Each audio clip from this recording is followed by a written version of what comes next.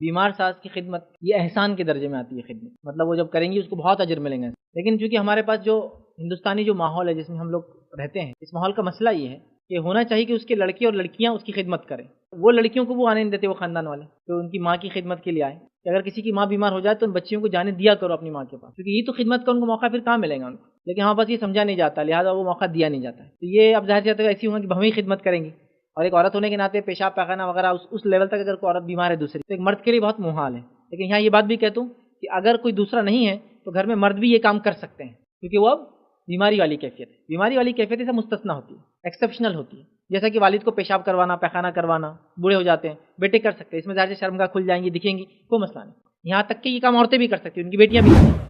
سمجھ رہے آپ؟ کیونکہ مستثنا بیماری ایک مستثنا حالت ہے، اس کے اندر کوئی چیز نہیں کہ کیا دکھ رہا ہے، کیا کھل رہا ہے، کون کر رہا ہے. کوئی بھی کسی کے لیے کر سکتا ہے، یاد رکھیے مجبوری والی کے. تو بیٹا بھی یہ کام کر سکتا ہے ماں کے لیے، اگر بہو نہ کرے یا نہ ہو، یا بچوں کی شادی ہوئی نہیں تھی ابھی، دوسری کو عورت گھر میں ہے ہی نہیں، پڑوس وغیرہ میں بھی ایسی عورتیں نہیں ہیں جو آ کے ان کی ہیلپ کریں. ہوتا ہے ایسا کبھی کبھار، آدمی مجبور، اسپیشلی یہاں تو نہیں، گلف وغیرہ میں آپ جائیں گے کہاں ملیں گے آپ کو لوگ.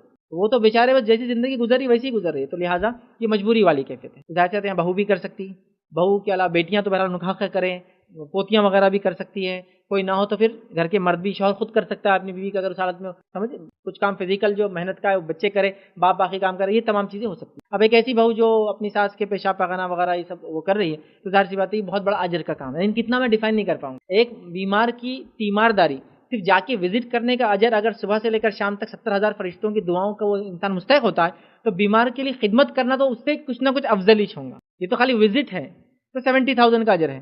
اب وزٹ نہیں، وہ خود کر رہا ہے یا کر رہی ہے، تو یہ تو کتنا ہوگا. اب چونکہ حدیثوں میں نہیں ہے، اس لیے میں اپنے دل سے تو نہیں بول سکتا ہوں،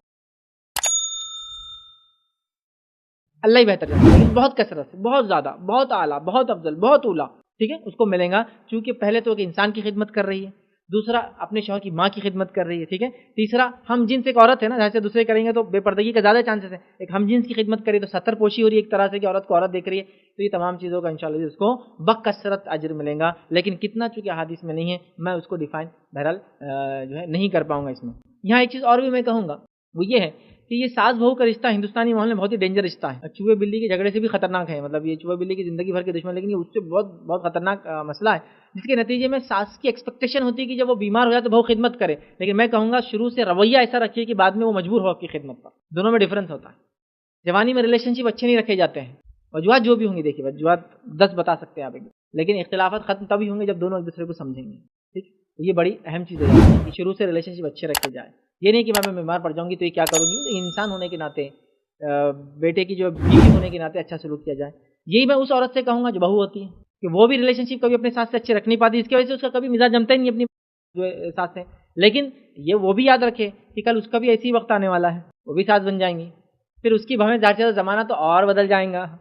اگر یہ ایسی تھی تو وہ تو اور خطرناک آنے والی تھا. آپ کی 10 نقطوں میں سے اپنی ساتھ سے 7 پر نہیں جمی، سمجھو 7 پہ جھگڑے ہوئے، تو میں ایکسپیکٹ کر رہا ہوں آنے والی بہو کے ایک بھی نقطے پہ نہیں جمنے والے، کیونکہ زمانہ بہت زیادہ ایڈوانس ہو رہا ہے، ترقی یافتہ ہو رہا ہے، ذہنیت بہت بدل رہی ہے. تو لہٰذا دونوں اگر سوچ سمجھ کے چلے کہ ہم دونوں کو ایک ساتھ مل کے رہنا ہے، تو یہ گھسنے کی سسٹم مطلب 2 ہڈیاں ہیں، اگر وہ مل کر ہے تو کیا ہوتا ہے کہ انسان کھڑا چل سکتا ہے، اور گھسنے لگے تو کیا ہوتا ہے وہ انسان لیٹ جاتا ہے، بیٹھ جاتا ہے، چل نہیں پاتا. جیسا مثال کے طور گھٹنا لے لیجیے، آرتھرائٹس جس کو ہو جاتا ہے، گٹھیا بولتے ہیں نا، پیروں کی ہڈی کے اندر کے غدود نکل جاتے تو ہڈیاں گھستی ایک دوسرے سے، آدمی چل نہیں پاتا، اٹھ نہیں پاتا.